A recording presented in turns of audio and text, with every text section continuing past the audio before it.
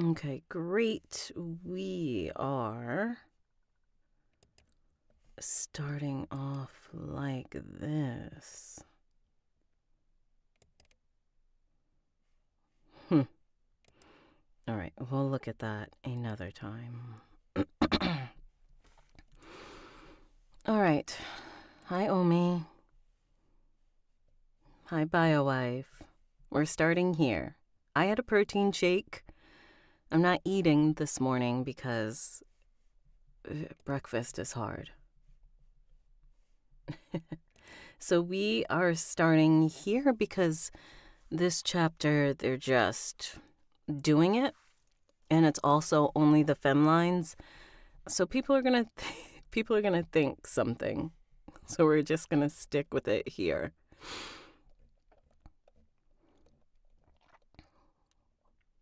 Okay, but tonight I can't take any more. I need her. I think a shake is good. 40 grams of protein would have been better, but I'll take 25. Yeah. I have. So, we'll see. All right.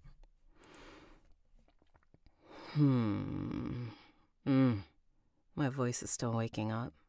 Should be fine for sex scenes.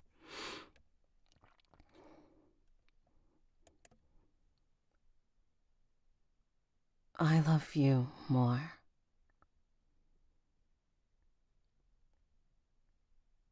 King, I need you. My throat is making all the noises this morning. Giggity. All right. He says, "Where do you want to go tonight? Heaven or hell?" And she's like, "Can we go to both?"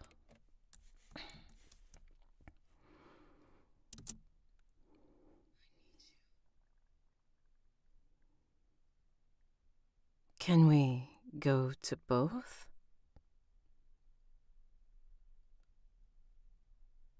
Purgatory?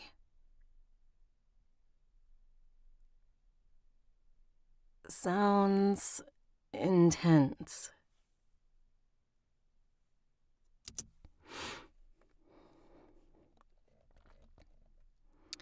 I bite down, tugging her bottom lip hard, then kissing the sting away. Because he said, "Do you want to go to heaven or hell tonight?" And she's like, "Can we go to both?" And so he suggested, "Oh, you want to go to purgatory?"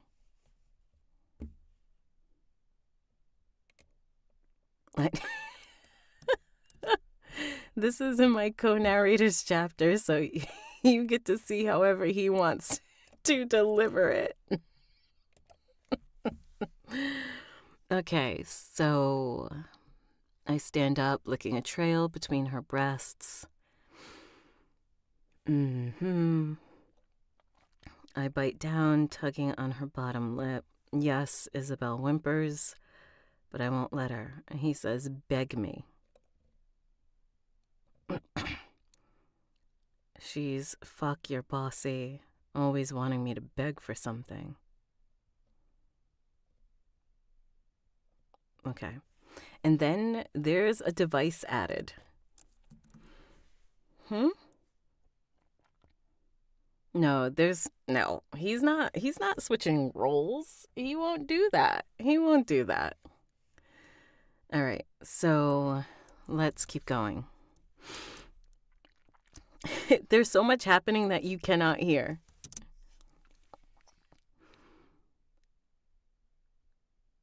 Yes.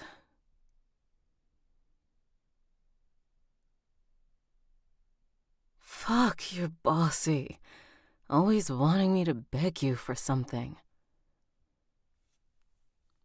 I chastise her by slapping her ass lightly and making her giggle. Then we got. He pulls out a toy for her that he purchased. And she's like, "What's that?" "It was originally supposed to be for your punishments, but now I'm going to reward you." Good morning. All right, lowering my hand, I nestle it in the hole of the toy over her clit, then press the lowest setting and seeing her jerk as the toy hums to life.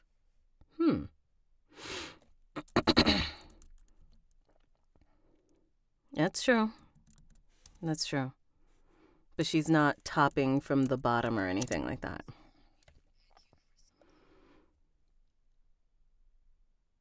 What's that?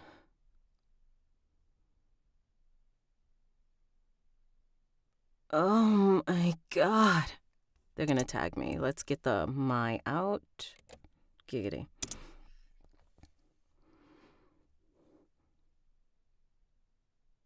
Oh my god.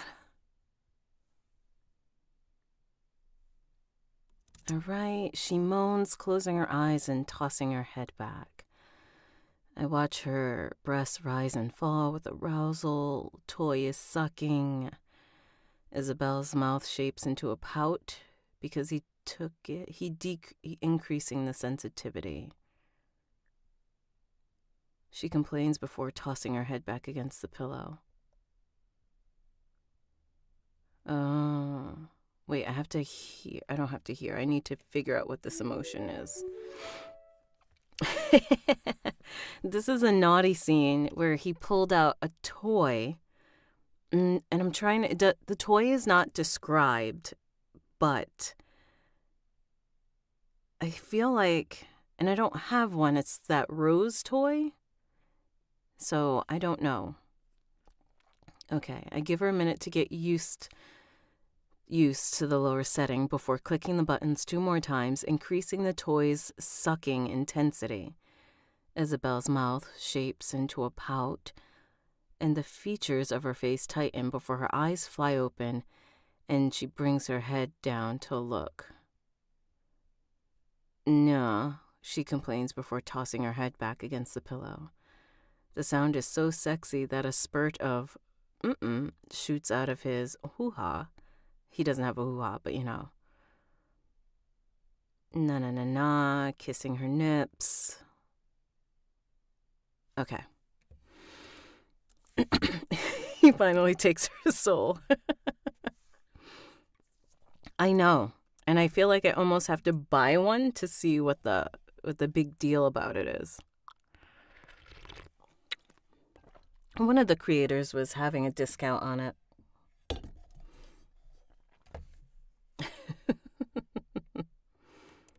Multifunctional. Okay, BioWave.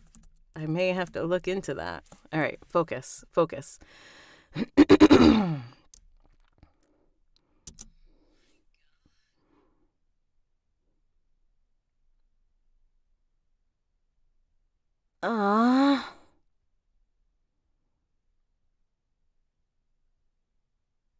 No, Hendrix, harder.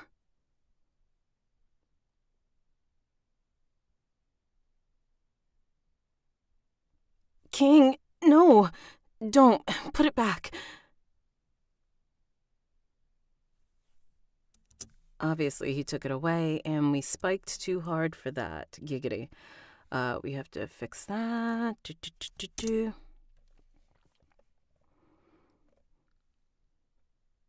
King, no, don't, put it back. We are just too loud this morning. One more time.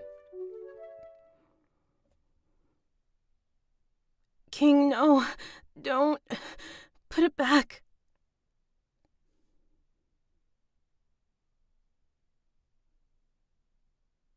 No. He teases her with it, has her climax, and then he takes it away. Oh, close to climax. He's edging her.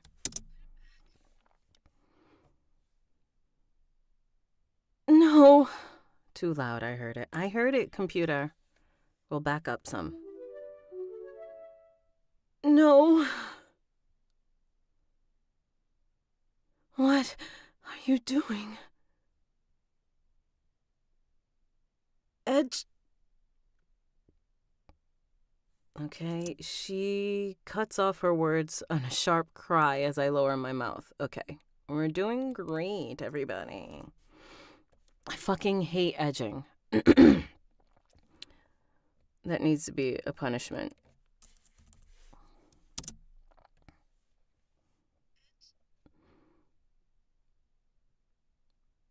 King, no, please stop.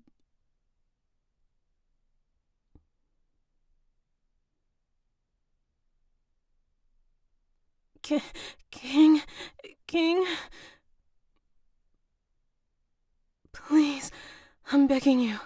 I'm begging. No.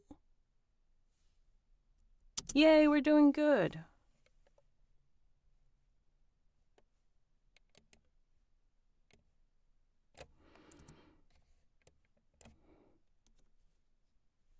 Yeah. That's exactly how I feel, strong as glass.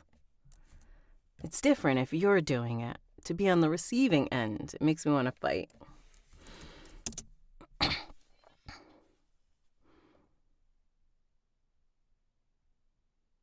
Oh God, no. He's teasing her. He's like, "What's the matter, my love?"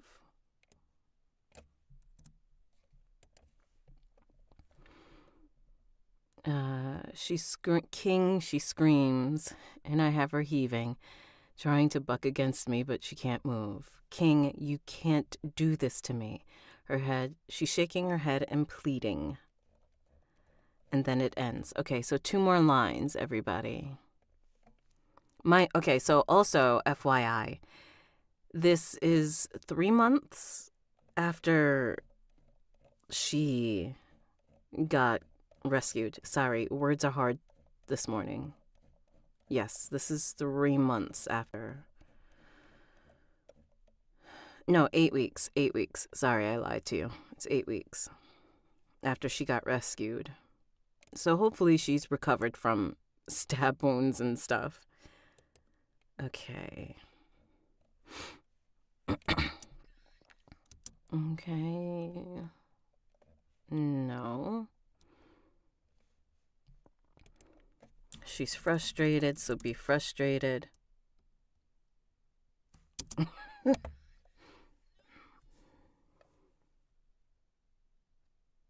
King, you can't do this to me. She's saying no when he takes it away from her. Mm-hmm. King, you can't do this to me. Exclamation point. Let's try one more time, more intense, and then we'll just leave it.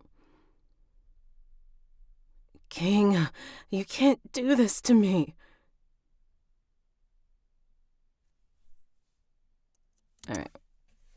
What the F is this? All right. So, and we're good with this chapter.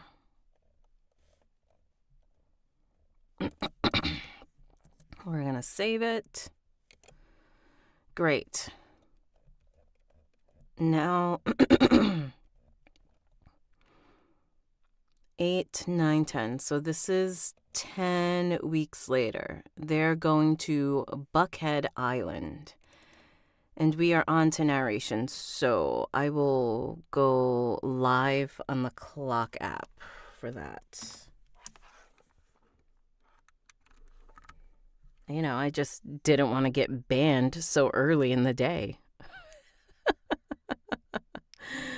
Ayo.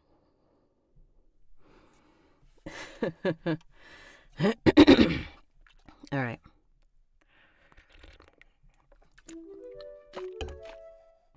Yeah, I know. My my allergies are acting up, so I'm trying really hard to get through this, and then hopefully everything sounds pretty decent. So we'll just stick with that. I'll lift this up a smidget. Cool beans. Okay. SK, you missed chapter 32. Morning. Morning, Jack. Okay. Because I did it on the Discord. I didn't want to, get, I don't know, tagged. It's too early in the morning to get tagged for making naughty noises on the clock app. It's fine. It's fine. Yeah, the whole edging and stuff like that. Okay.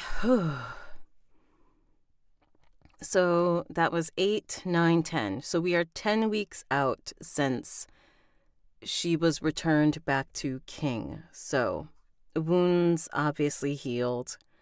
Maybe still stiff, but yeah.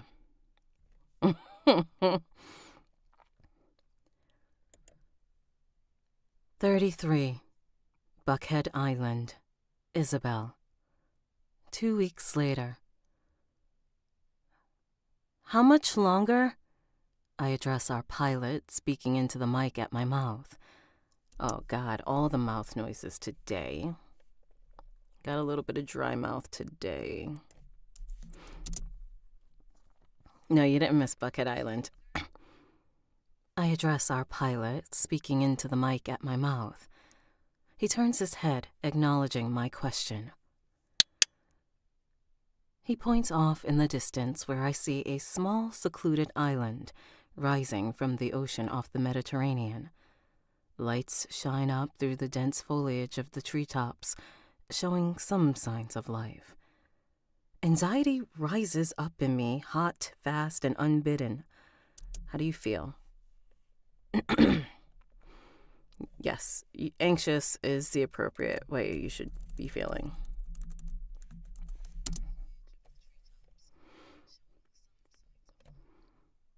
Anxiety rises up in me, hot, fast, and unbidden. Looking around, I wish like hell that we'd been here under different circumstances because it's beautiful here. The sun is almost set, throwing the sky into broad strokes of lavender and dusky navy. Hi, Erica. Throwing the sky into broad strokes of lavender and dusky navy. The stars sparkle brighter here than at home. Oh, you're sad about that. Because you wish they sparkled like that at home. The stars sparkle brighter here than at home. I twist my lips. I'm sorry, but Claudio doesn't deserve to die on such a beautiful night. At the errant thought, I squeeze King's hands. Just one hand.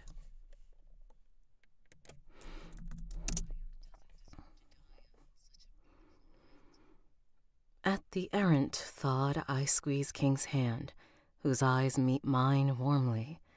He gives me a wink, causing what small nerves that were trying to gather in my belly to dissipate, leaving the white-hot need for revenge in its wake.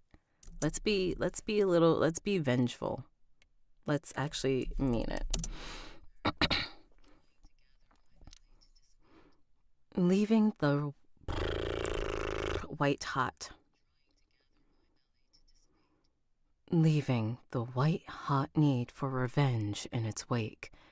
I cannot wait to tear into that fucker. The anticipation of getting my pound of flesh has almost single-handedly fueled my entire recovery process. Well, almost. That and the baby inside my womb. As the helicopter makes its descent, I place my other hand on my belly and rub, feeling my bumps swelling outwards. The blood races in my veins as the reality that I'm about to get my revenge really sinks in deep.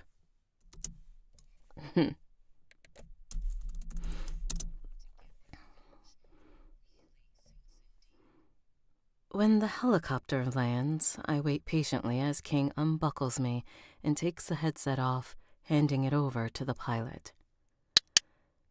King shouts over the deafening whirring of the whirring. I hate that word. It's only because my mouth has a hard time with it. Giggity. All right, be an adult. King shouts over the deafening whirring of the whirling. It's whirling. That's why my brain said no. There's an L in it. King shouts out over the deafening whirling of the helicopter blades as we step into the night. The vicious breeze from its blades whip my blazer to my pantsuit hard, molding it against my body. King holds me close to him as we step onto the concrete, and I take a second to smooth my hands down my pantsuit. Just stay and you gonna find out what happens. Ugh.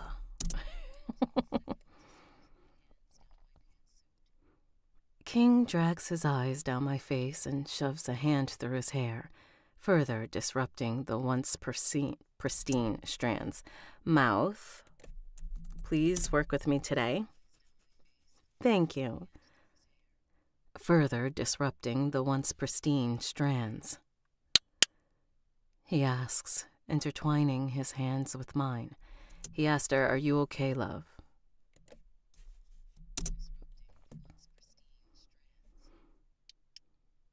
He asks, entwining his hand with mine. His fingers tighten, and his thumb brushes over my knuckles in a soothing gesture. I take a second to assess his gaze as well, seeing he's changed a bit since my disappearance. His face is more hardened. His eyes are tighter as he's always on alert now, even despite having maximum security all the time.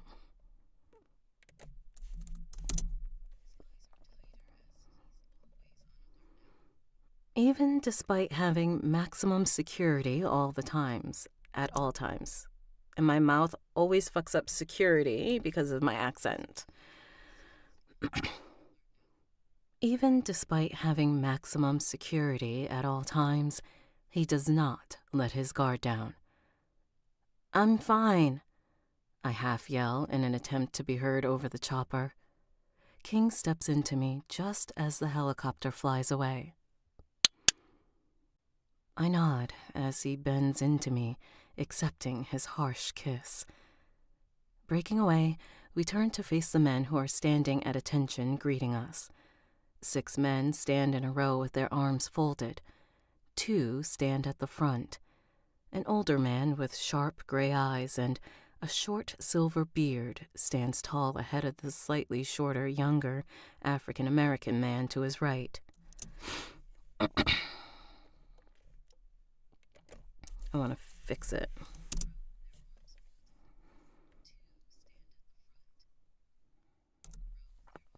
Oof.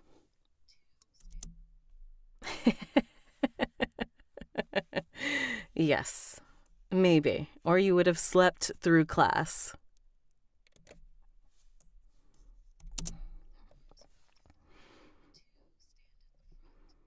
An older man with sharp gray eyes and a short silver beard stands tall ahead of the slightly shorter, younger African-American man to his right. My eyes narrow, thinking he looks familiar, but I can't place him. Bright lights shine down on us from the concrete building about 100 feet behind them. Armed men dressed in black stand at every post I can see on the building, with AK-47s strapped to their bodies and helmets obscure their features from me. All right, and they have pew-pews.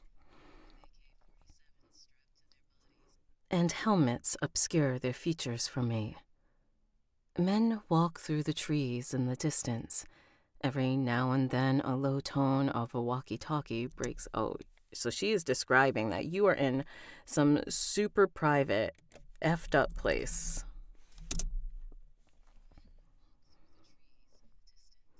Every now and then, the low tone of a walkie-talkie breaks the eerie, hushed silence that drapes in the air. 2 men both keep their eyes on me. Don't be weird. You're nervous. Be nervous.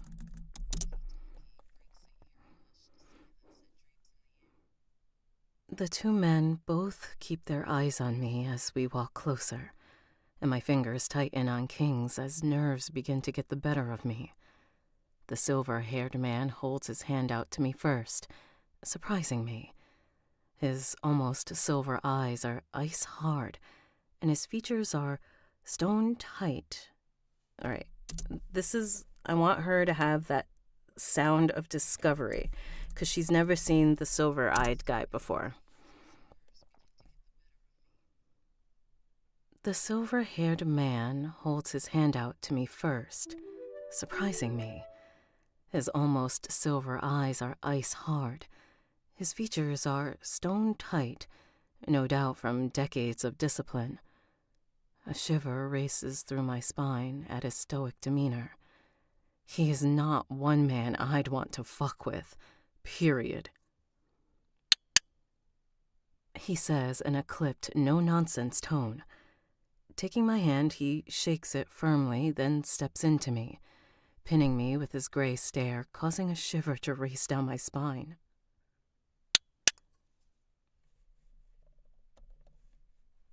All right, I'll read to you what he says. Mrs. King, my name is Frank Jackson. It's nice to meet you. I guess we can pick a tone for him. Mrs. King, my name is Frank Jackson. It's nice to finally meet you. I've heard wonderful things, most importantly, how resilient you are. First order of business. I want to apologize on behalf of the United States government that the Maniati were able to get under our radar long enough to carry out a successful abduction. Second order of business. I apologize for all the trauma you have suffered, and you can rest assured that tonight you will be given free access to handle him in whatever manner you see fit with no interference from us. You have complete government clearance from this moment on. Oh, shit.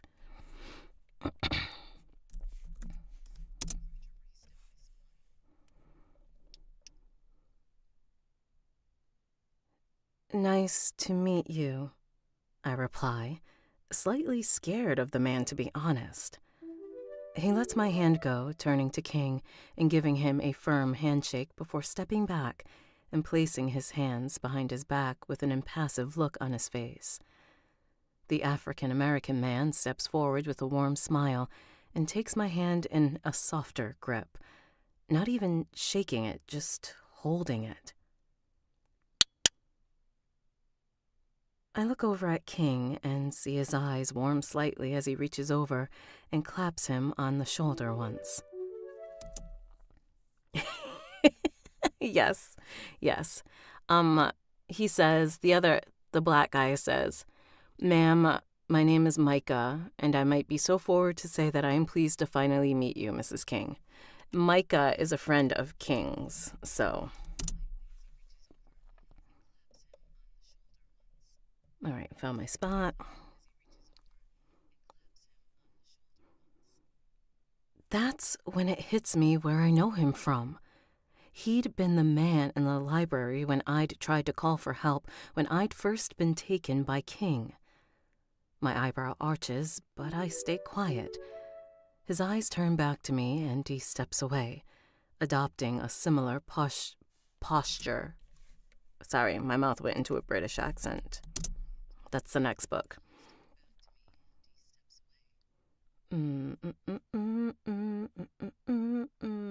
Fine.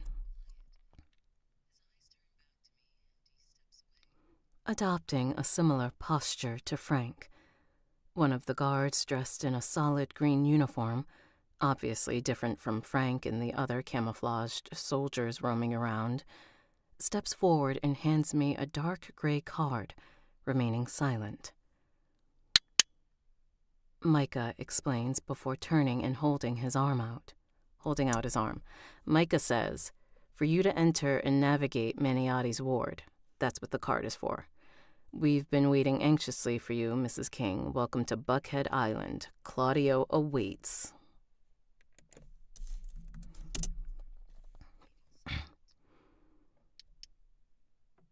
Micah explains before turning and holding out his arm. My heart races, causing the blood to pound loudly in my ear. I blink back stinging tears and swallow thickly. Whatever I'd thought I'd imagined when I finally got to enact my revenge, this was nowhere near it. I thought I'd be taken to some obscure place similar to where I was held at, and see him chained to a wall, and I'd get to shoot him in the head or something. But now, my skin heats up with anticipation. My fingers shake, and my brain is full of questions and anxiety. King lets go of my hand to tuck me under his arm and places a kiss on my temple as he walks us forward. We fall into step just behind Frank and Micah, being led towards the building while the other 4 men flank us in a straight line, bringing up the rear. We walk for a minute in silence, and instead of veering left to ascend the stairs up to the building, we're led down a wide concrete slope that leads to an inconspicuous garage door that slowly raises as we descend. Oh, shit. They didn't even go up. They went into the basement. All right, be an adult. Thank you. The air becomes chilly, and as we get closer to entering the mouth of the lower level. Thank you. Keep the discovery. The air becomes chilly, and as we get closer to entering the mouth of the lower level, I slow my steps and look up at King. The stadium-style lights behind us begin to shut off one by one with a muted bang, leaving the landing area we'd just inhabited cloaked in complete darkness. And as we enter into the building, one last look behind me leaves me staring into a gaping abyss. And I know once I return to it, I'll never be the same, because you're going to fuck shit up. All right, be an adult. And I know once I return to it, I'll never be the same. The interior of the lower level is a plain, sterile white, so bright I squint my eyes a little as it takes me a second to adjust. There's no seating, only brick walls and a single stainless steel door in the middle of the wall straight ahead, with a keypad which hosts a single red light. So, I say hesitantly, who are the ones in the solid green uniform? Yeah, you're fine. I'm sure it's pin drop quiet. I ask, peeking over at Frank. He replies in a matter-of-fact tone that warns me to stop asking questions. Looking around, I see no cameras, which strikes me as odd. Snuggling, and Frank says, "Those are my trainees. They come here for a full year before being released for duty." And she's like, "Oh, fucking okay, I won't ask any more questions, because this is scary." Snuggling deeper into King's warmth, I take a deep breath, relishing his spicy scent. 2 of the men break off to guard either side of the door that Frank and Micah lead us through. They stand to the side, and Frank gestures for me to step forward. He says in his gruff voice. My brow arches as I step forward, digging the key back out of my pocket where I'd stashed it. Are there a lot of other rooms? Holding the key up to the black box, the red light flashes before turning green. A buzzing sound ensues. So, Frank says, "Use your key card. That'll only work for this door in Claudio's room. How many other rooms are there?" "Many." And I'm sure he's very abrupt with it. Hi, Mike.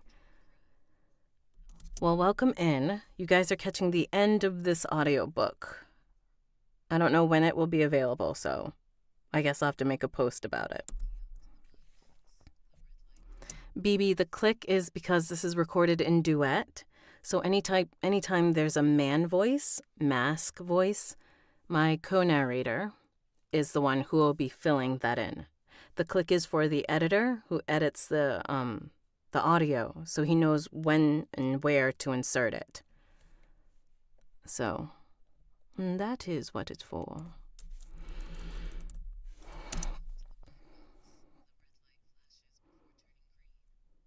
The red light flashes. Okay, I found it. A buzzing sound ensues. Don't be weird with ensues.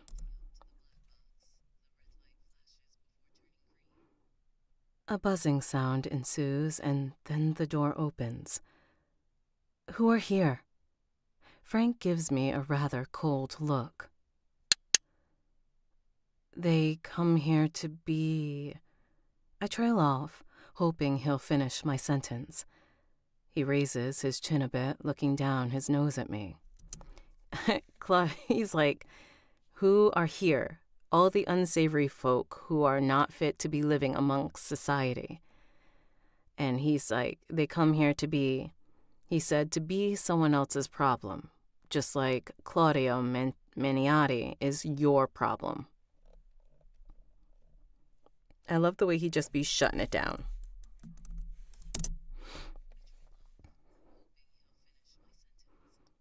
He raises his chin a bit, looking down his nose at me. I bite my lip, nodding my head, and then stepping through the door. I blink, looking to the left and right, seeing a long hallway with nothing but stainless steel doors with black numbers above them. Frank states. King's hand settles onto my lower back, and I take my first step to the left, walking down the hallway that's just as stark and sterile as the entryway we'd just come out of. Coming to door 3, I face it, willing myself to be strong. Yeah, it's not time for questions, just get it on. Don't worry about it. A lot of people miss it, so you're good.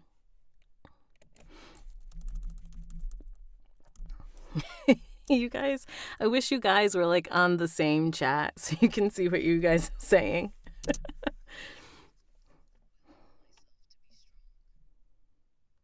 Taking a deep breath, I close my eyes and relive every kick. Every time I had to piss and shit in that bucket in the corner of the room. Every time I had to turn my back to him in order to protect my baby. Every time the light was oh shitty shit. All right.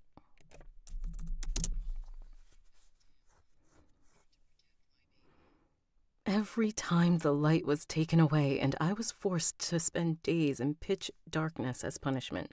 All right, get it out. Every time the light was taken away and I was forced to spend days in pitch darkness as punishment. Every time I cried myself to sleep, wondering if I was ever going to see my family again. Or make it out alive. My thoughts moved beyond my capacity and to the rest of my childhood, ruminating on every day I was forced to struggle and grow up without a father. Choking down top ramen night after night to the point I couldn't stand it anymore. The gross smell of the man I had to lose my virginity to in order to make sure we would have a roof over our head for one more month. It all comes back in one huge mind fuck. Claudio took more than just my freedom for a month. He forced me to give up my innocence. Closing my eyes, I place the card to the keypad and wait for the light to blink. The door slides open on a soundless whoosh of air, and I take another steadying breath and step into the darkness.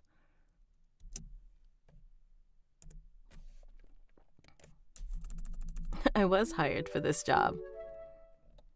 All right, that's the end of that chapter. I think the next chapter is the punishment. Good morning, Dan Man.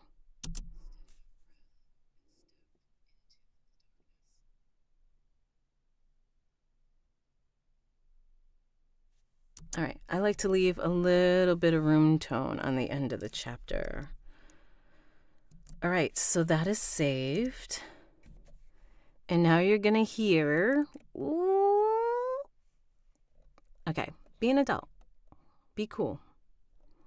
So chapter 34 is called The Demon's Comeuppance. Isabel. Dun dun dun. Let's take another sip of sip.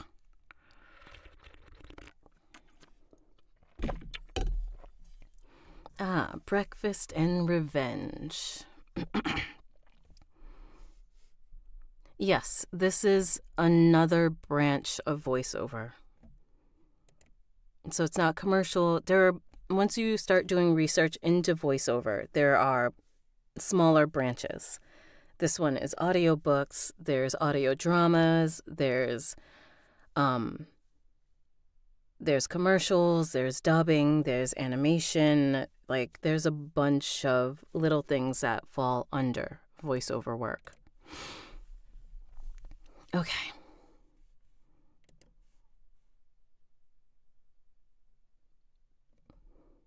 Thank you. Blue Velvet.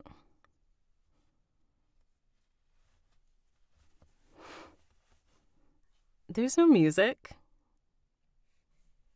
You might be hearing something else. Hopefully there's no music. Only audio dramas have music. I think audio dramas.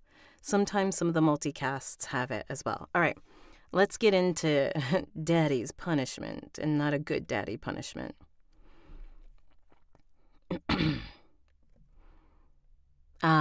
That's probably just the way I narrate.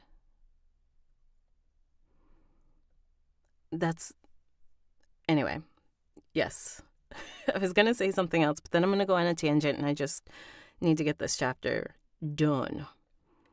But every narrator has a little bit something different about their voice. So that's how some of us are hired for different things. You will not be disappointed with the punishment, okay? I will have to read some of the mask lines for that, though, so you know what the options are.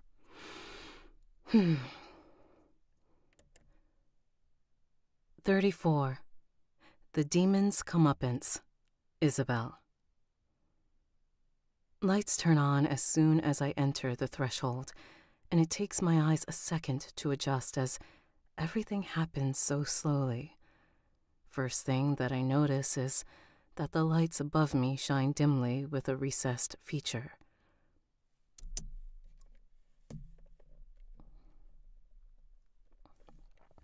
Thanks for the love. Things are good. Okay.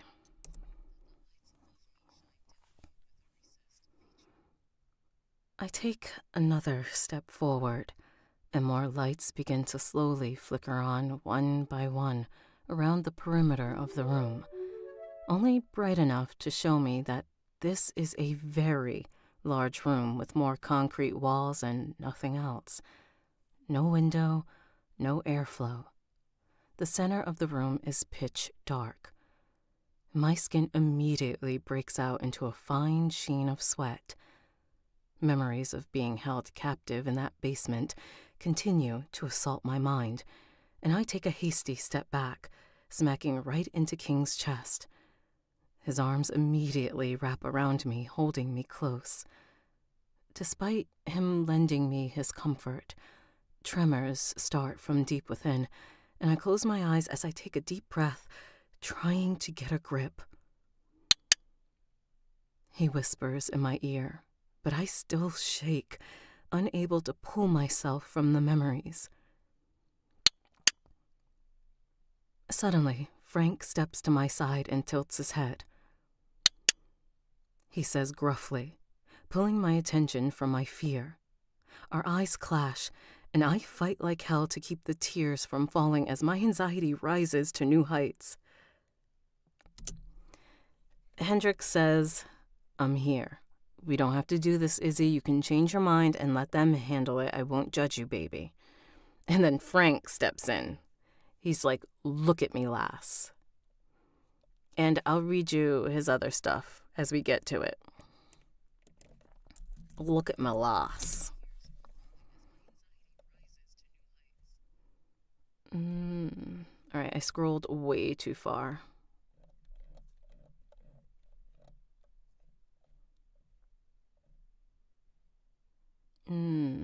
we go.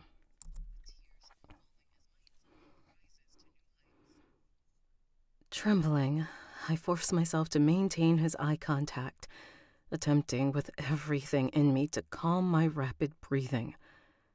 King's hand closes over mine even tighter, pressing into my belly.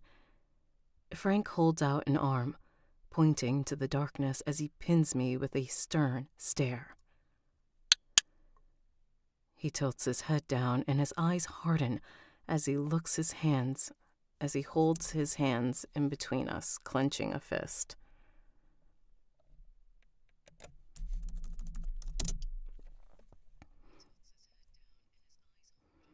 As he holds his hand in between us, clenching his fist.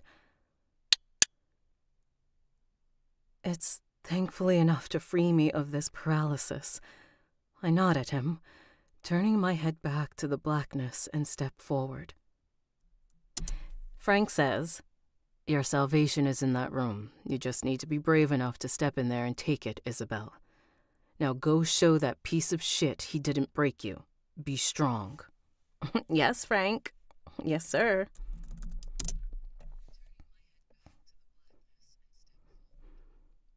I don't stop until all the lights are turned on in the perimeter of the room. However, I am still cloaked in darkness. Suddenly, a small spotlight shines down on a cage in the middle of the room. It's square, 8 feet tall, with iron bars about 8 inches apart from what I can tell. And in the middle, don't be weird, middle? Fix your tongue.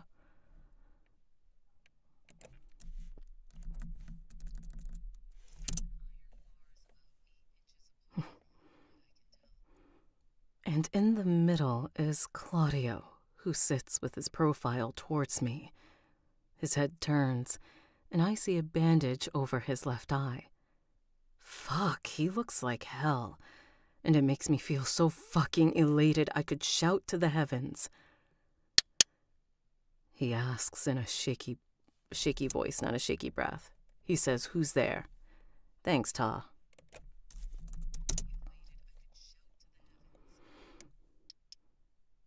He asks in a shaky voice.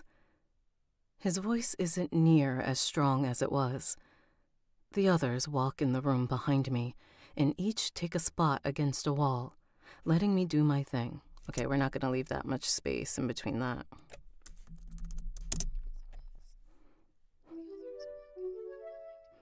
And each take a spot against a wall, letting me do my thing. King stays close, walking further into the room, but remains in the shadow with me. Staying quiet, I begin to let's fix this. Let's fix that.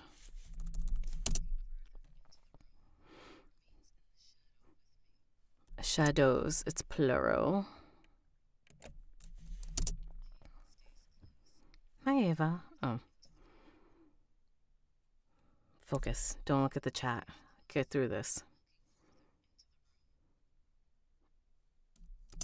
Alright, clearly my brain cannot double dutch and jump in at the middle of that sentence. King stays close, walking further into the room, but remains in the shadows with me. Staying quiet, I begin to walk slowly, circling the cage. The echoing of my heels adds to the eerie silence of the environment.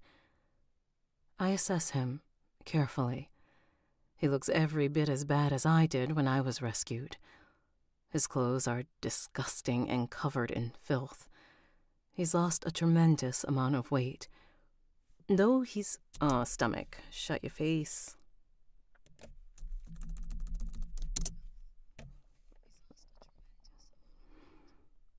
Though he's not tied with his arms behind his back, he has a thick metal collar around his neck that's attached via a bar to the top of the cage. You don't know what that's for.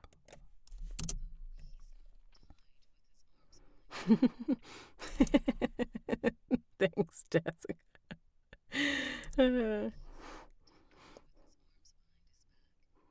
He has a thick metal collar around his neck that's attached via a bar to the top of the cage. There's no pallet, no blanket, no chair, no nothing. Just him and this cage. Don't be weird.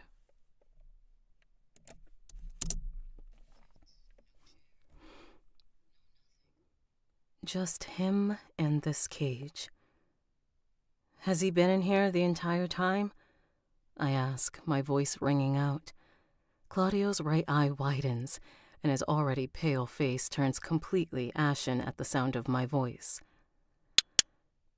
It's Micah who responds. How is he sleeping? I ask, eyeing the bar. It's just long enough to let him sit on the floor, but nothing else. There's not enough slack to allow him to lay down or even lean to the side even an inch. His only option is to sit. Frank says. At the sound of his voice, Claudio stiffens and turns his head sharply, jerking on a groan and reaching a hand up to his neck, which is completely encased in metal. I smile as I realize the sound of Frank's voice causes him great fear. Like his did me.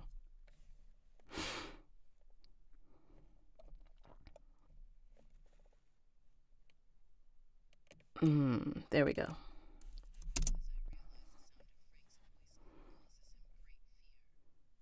Like his did to me.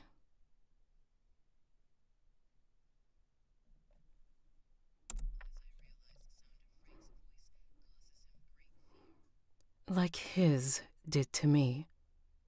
He goes to stand up, and as he does so, the bar retracts into the top of the cage, almost like to prevent him from trying to strangle himself. What's that? I ask, eyeing the little knobs at the top of the cage. No, you want to figure out all the punishments. What's that? I ask, eyeing the little knobs at the top of the cage. Frank says, appearing by my side and staring stoically into the cage. I turn to look at King, who appears on my side. So Frank said, she's like, what's that?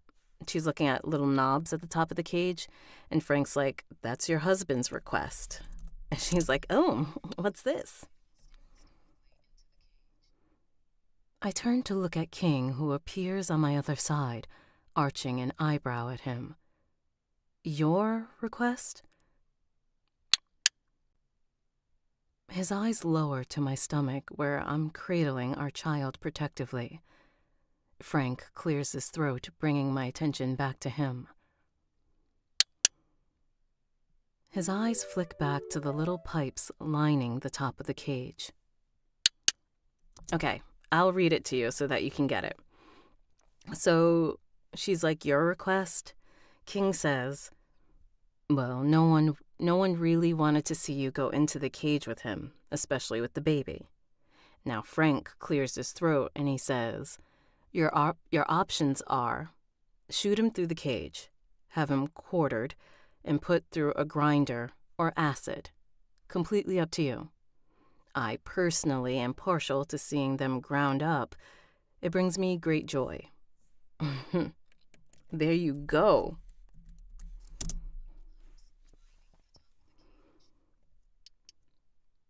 His eyes fall back on mine, which are wide, thinking about a person actually going through a meat grinder because, yuck.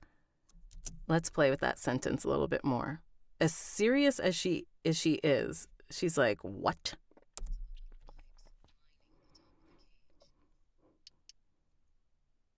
His eyes fall back on mine, which are wide, thinking about a person actually going through a meat grinder because, yuck. Turning to Frank, I personally am partial to see them go through the meat grinder.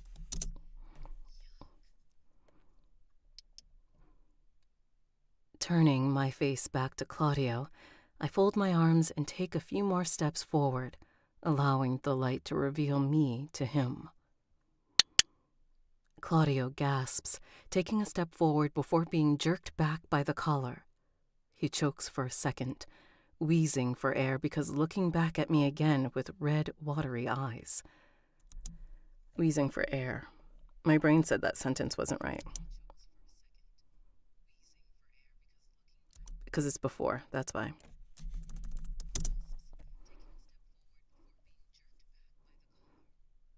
He chokes for a second, wheezing for air before looking back at me again with red, watery eyes. A tear slips down his face, causing nausea to well up inside me. He says, "Calliope, please don't do this. Tell them to let me go. I won't hurt you anymore. I promise." Let's just purse our lips at that.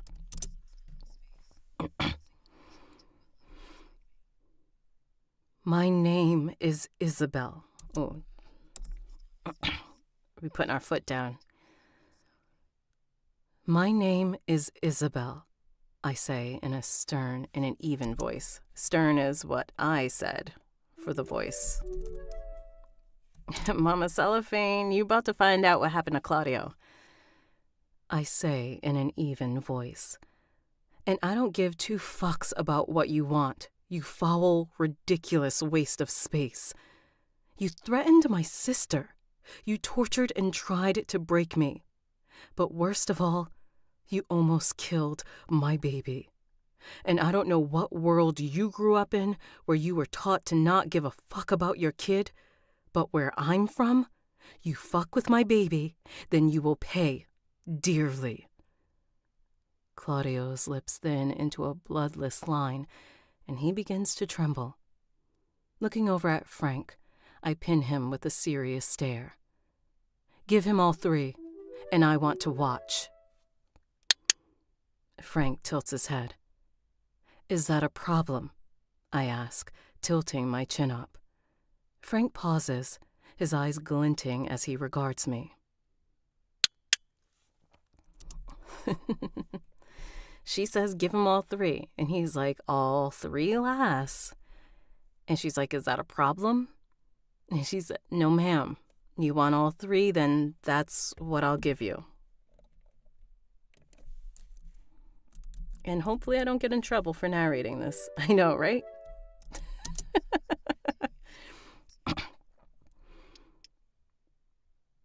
Good. Can you keep him alive for the grinder? In my peripheral, I see King bring up a hand to rub his jaw, but thankfully stays quiet.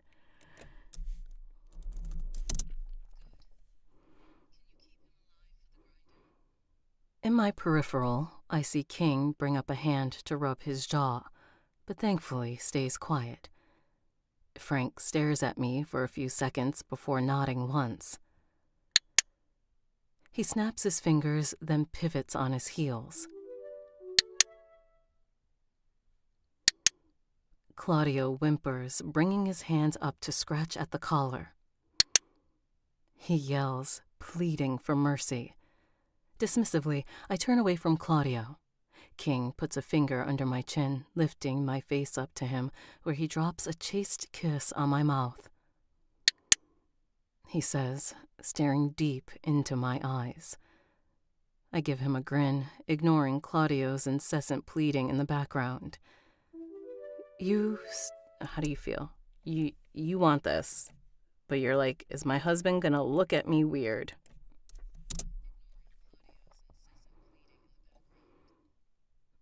You still gonna love me after you see how happy his torture makes me? He gives me a wicked smile back. He says in a serious yet teasing tone. Frank barks out. All right, so Frank says, I'll keep him alive for you as long as possible. Then he yells at everyone else, you heard the lady, let's get to work. Claudio is like, no, please don't do this. And then she turns away to back up from the cage. King lifts her chin and says, I love you. You still gonna love me after you see how happy his torture makes me? King says, Oh, honey, you don't even know it yet, but you've been promoted to the King Dynasty ball-busting CEO position. There was a vacancy.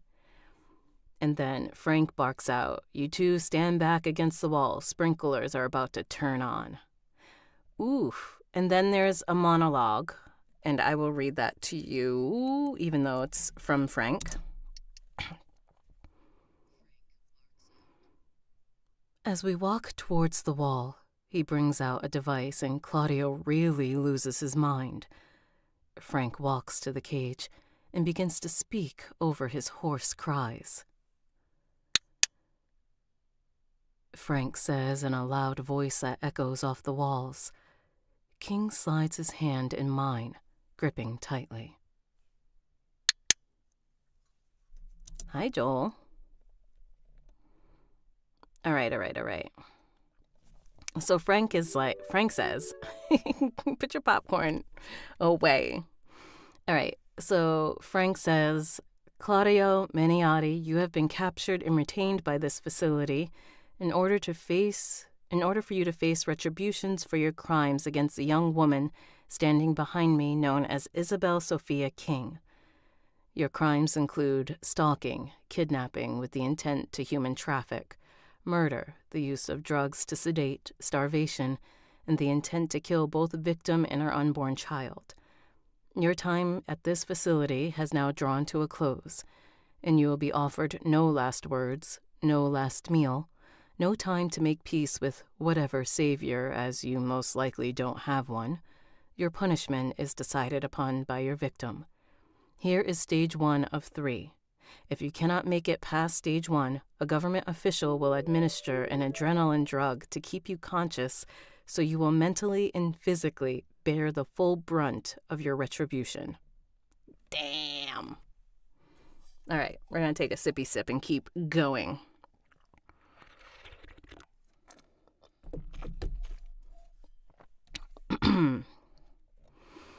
All right. Okay. So the clicker is because my male narrator is going to read all of Frank's lines. I just got the fem lines. I don't know if they're recording it. I don't remember.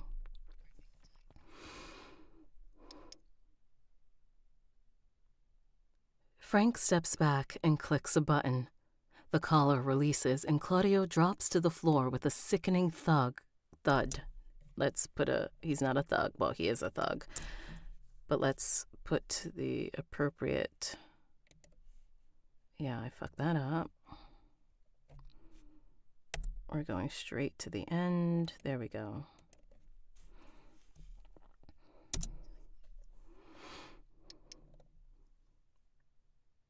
Frank steps back and clicks a button. The collar releases, and Claudio drops to the floor with a sickening thud and a groan. The sprinklers turn on, and he starts to scream as acid begins to fall from the top of the cage. It comes down in little droplets, not a heavy sprinkle like I thought. Claudio winces and then rolls to his side, yelling out. The spots on his clothes where the acid touches him slowly disintegrate to show red burn marks. Once his clothes melt off, it quickly covers him, and he stumbles to his feet.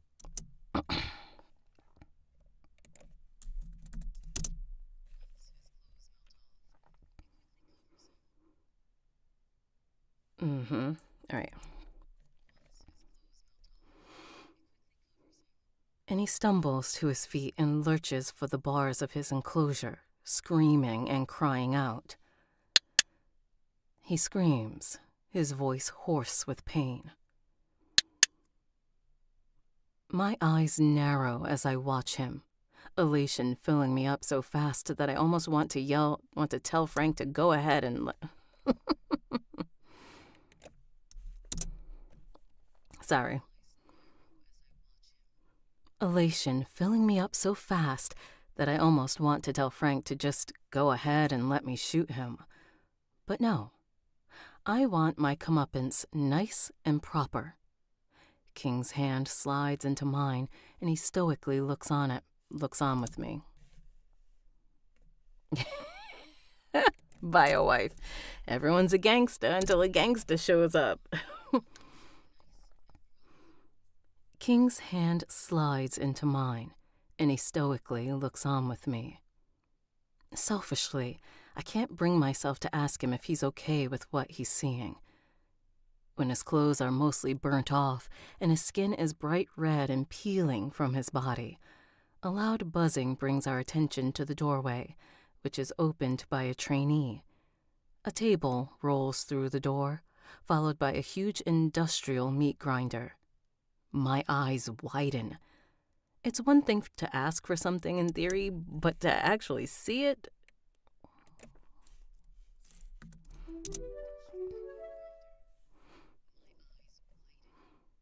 It's one thing to ask for something in theory, but another to follow through. I turn my head to look at Claudio, pure hatred replacing my trepidation. He yells weakly from his curl... Stop laughing at him. I mean, yeah, laugh at him, but you know.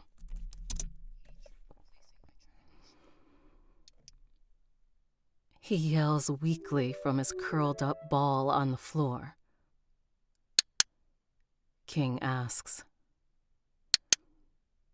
I wet my lips, narrowing my eyes as the sprinkler turns off and the men in protective body equipment walk into the cage, hauling him up, dragging him out of the enclosure, and plopping him on the table. There's no need for restraints as he's obviously in shock. Blood smears the floor and on the table where he's squirming. Well, welcome in, Robin.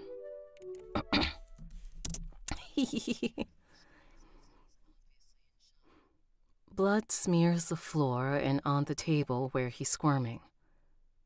I don't care if I'm going to have nightmares about this. I'm already going to have nightmares about what he did to me. At least now, I have something to make me feel better about it all. I say quietly. That really wasn't quietly, but I like the way I said it. Let's do it one more time, and if we don't like it, we can undo it. I don't care if I'm going to have nightmares about this. I'm already having nightmares about the kidnapping. Because King comes up behind her and says, "You don't have to watch this, love." I'm already going to have nightmares about what he did to me. At least now, I have something to make me feel better about it all. I say quietly, watching as Frank steps forward and injects something into Claudio's neck. Claudio seizes up, screaming an ear-shattering sound. Good. I hope this next part really hurts him. A muted buzzing sound fills the room as the grinder turns on, and I smile, feeling truly happy for the first time in 3 months. He yells, arching up off the table. They begin quickly, wasting no time. One of the men raises a giant knife and saws through Claudio's hands.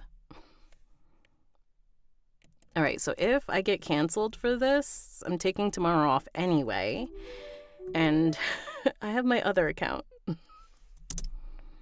Do it slow.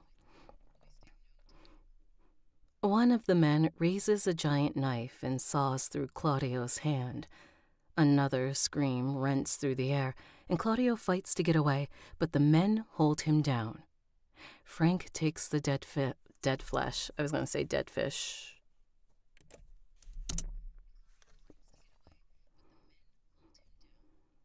Frank takes the dead flesh and tosses it into the grinder carelessly with an impassive expression on his face, as if he does this every day.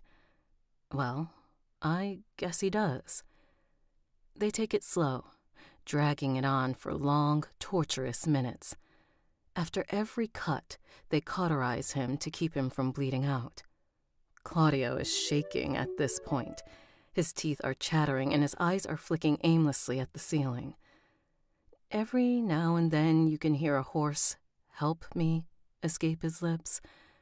But pretty soon that ceases too, as does the life behind his eyes, fading slowly. We watch as piece after piece of him is cut off and fed through the grinder. Blood oozes through a hole in the table and trickles down.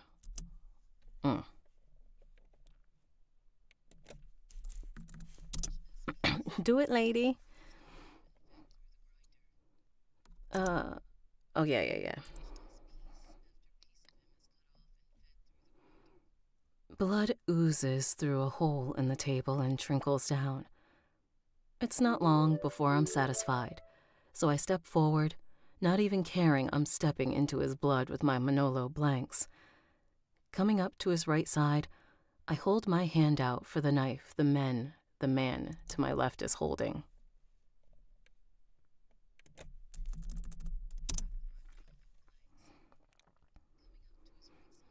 I hold my hand out for the knife the man to my left is holding, halting him from cutting whatever body part he's trained on next. He places it in my hand. Oh wait, that's her.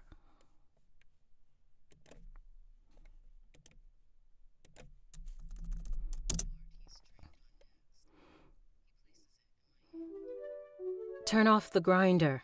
Turn the grinder off.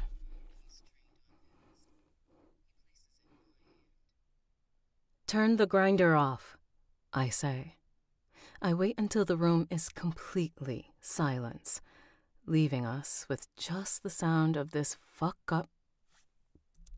I think that's supposed to say fucked up. No, it's fuck up of a human being. You're right.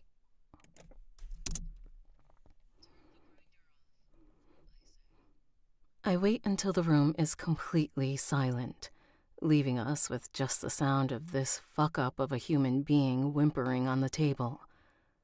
Leaning into his ear, I speak to him softly, ignoring the soft sounds of pain emanating from him. What makes us different is that you deserve this, and I didn't. Have a great time in hell, Claudio.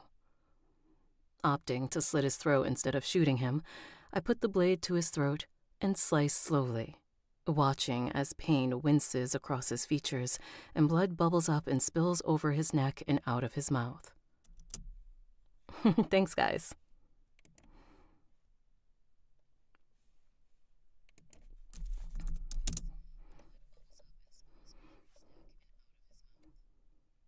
A few seconds later, the light completely leaves his eyes, and though I'm standing in a room full of this man's filth, peace enters the space, making it feel light. I look back at King, who's staring at me with a rather prideful look. Sick fuck, of course he is. All right.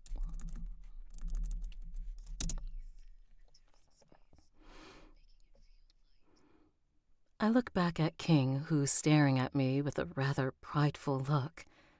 He reaches forward, brushing his knuckles down my cheek. And he is. I see it in his eyes. My heart swells with love and my eyes fill with tears. Happy tears for the first time in a long time. Thank you. I love you too. I sniff, ready to go back to our lives. You ready to go, my love? He nods his head, holding his hand out for me. He says, I am so proud of you.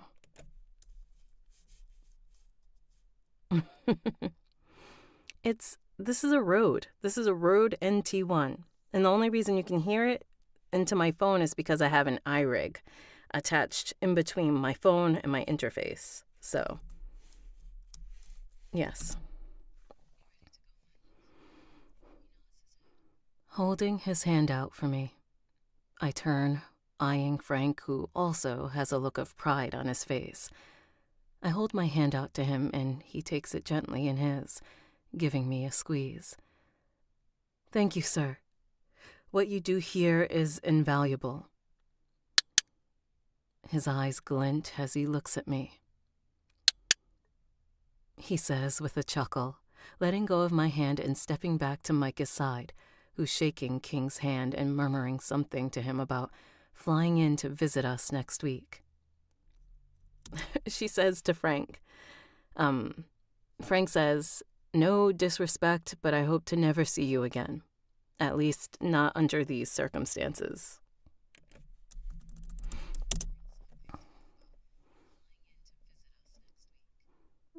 King's eyes slide back to mine, and I see a mountain of worry and stress is absent from his features. Taking King's hand, he leads me out of Buckhead quarters. Don't be weird. Call quarters, quarters. My accent always wants to fuck with that. Taking King's hand, he leads me out of Buckhead quarters and back the way we came, into the rest of our lives. And when we get home, I enjoy the best plate of fettuccine Alfredo I've ever had. My very first pregnancy craving. All is well. And that's the end of that chapter.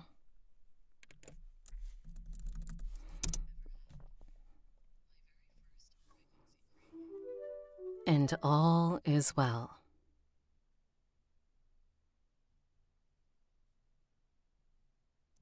Yes.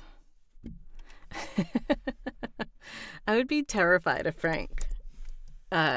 Frank's backstory is not in this book, since he only shows up for this chapter, so I do not know if he is single. And roughly, guys, that's the end of the book. I have the epilogue for the fem lines that I'm going to do, but Frank needs his own story. Well, SK, if you're still around, Frank needs his own story. Oh, he's in a different series. Frank is in her Lola Unmasked series. So there you go. Okay, so we have the epi, and I just do the femme voices in here. Touched house, da-da-da-da-da. Of course, Mariah, da-da-da. Mariah's nursery, she had the baby.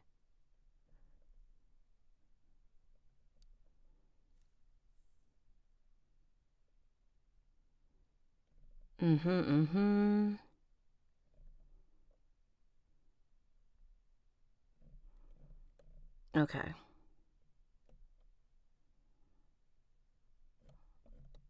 All right. Cool. And that's it. So, Frank is everywhere. He's like a ghost.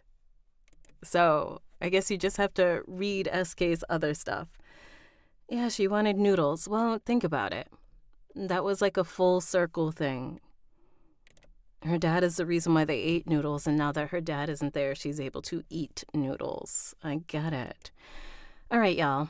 We are doing this. A movement for his nursery to see Isabel stroking down her face. Yes.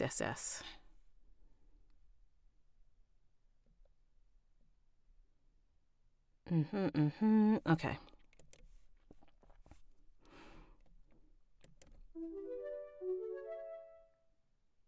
King? Honey, we have to go.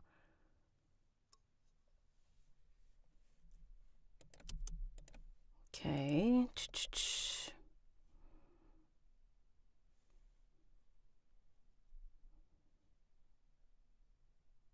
Oh, yeah, Teresa's having another baby.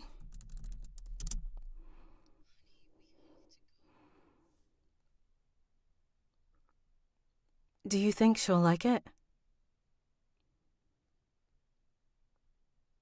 Plan B? Think they know what that is? You said if she doesn't like the gift, then there's no plan B. They get to the house, they put the titty milk inside the thing, inside the fridge. Straight in the refrigerator, please, Alice. Alice is the sister's maid. All right, I have some madre stuff I have to do, so I will not be doing the Spanish accent because I have to finish reviewing that before I hand in those.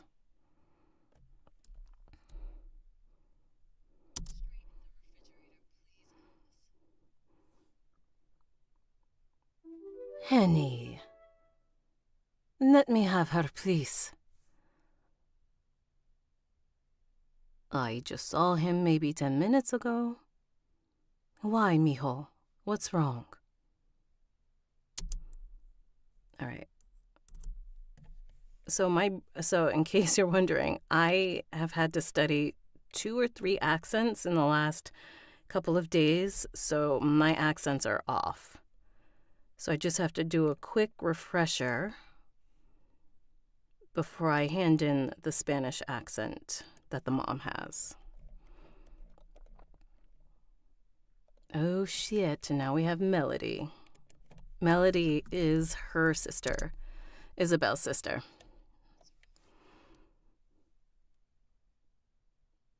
Hi, Henny. My mom and I came a little early to help set up. We've been here for hours, though I'm not sure why. Teresa has staff to set up whatever she wants. Oh, Mace, you want a couple? Want a Sprite? Dun dun dun. Hi, Ursula. Good morning. Uh-huh. All right. That is the end of those fem lines. So we're going to save that. I'm going to go back and watch a little bit Encanto and go over my Spanish module. So then there's another. Well, I guess we'll have to see in book 2. There's something else that happens in the second epilogue that I do not have. SK, did you want the thank you read? I read just about anything just in case you wanted it. Your thank you acknowledgements. Nice, GJ. All right. Okay. Hey, Kels. All right. No, thank yous are not done. Acknowledgements normally aren't done, but it's an indie book, so you can do whatever the fuck you want. I can read it, and then if you want to put it in, you can put it in.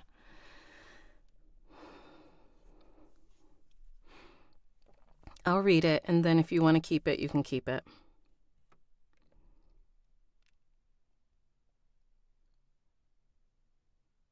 Are you sure it's okay?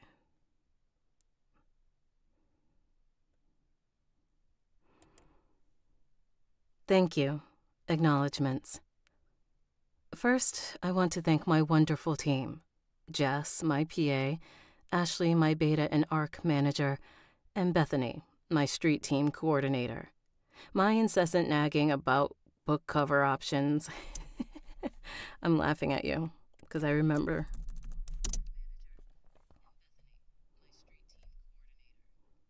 Yeah, so I'm recording it, Lil, and she can opt to put it in if she wants. My incessant nagging about book cover options and late-night phone calls trying to get certain scenes just right are stored fondly in my memories. Danny, you have been a wonderful addition to my little circle, and I want you to know how much I appreciate you. Brad, you've been an amazing confidant and listening ear, and I thank you. Tracy, your editing services are amazing. I'm so thankful for you. To my family, you all are the best, simply the best. Don't put that. It makes me want to sing the song. All right.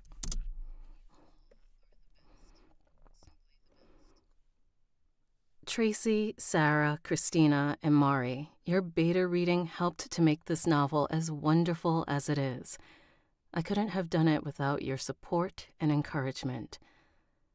To my ARC readers and my readers, you're truly the best, and thank you for coming with me on this journey. I hope to continue to provide beautiful stories that pique the senses and provide escapism, hope, and thrills aplenty. As an offshoot, I'd like to take the time to humbly ask if you have in fact made it to the end, if you would please be gracious enough to go and rate and review this book on Goodreads and Amazon, and to please tell a friend or two about this story. Us indie authors are so grateful for all the support we get, and sometimes we only see the support through a review. So please, if you would be so kind, I will be forever grateful.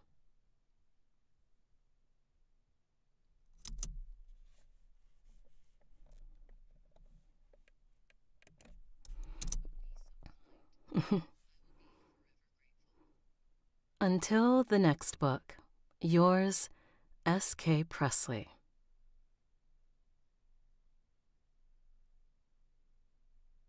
All right, and we'll do the closing credits.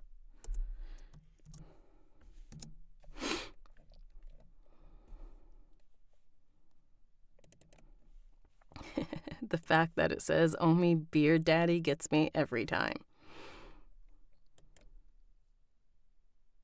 Thank you for listening to The Heir, The King Dynasty Book 1, written by S.K. Presley, narrated in duet by Charlie L. Wood and Bradham Whiskey. Copyright 2025 by S.K. Presley. Production copyright, too much of a pause.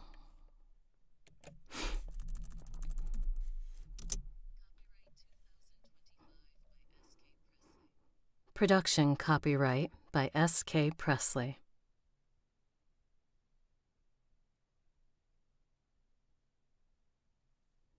Yay! And we're really done. Besides going back for that Spanish accent in chapters 18, 19, and 35, because I put that in my notes. So thanks everyone for coming on this journey. I'm going to take tomorrow off. What's tomorrow? Friday? Wow, it's Friday already. Pardon me, I'm going to take tomorrow off. I'll probably just be reading the next book, which is a Peter Pan retelling.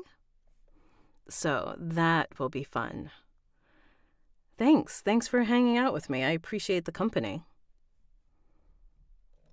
I also appreciate the comments. Be like, Okay. So with that, we're going to take the rest of the day off. So, bye everyone. Thank you guys for hanging out. I appreciate it. I appreciate you enjoy my voice. I stand as I narrate. I don't know why. I do know why, because an acting teacher really got under my skin, and I delivered better when I stood, so yeah. I will practice. Practica. Bio wife, you'll be okay. You'll be okay. All right, guys. Thank you. Love you all. Take care of yourself. Drink water. And I'll see you next time.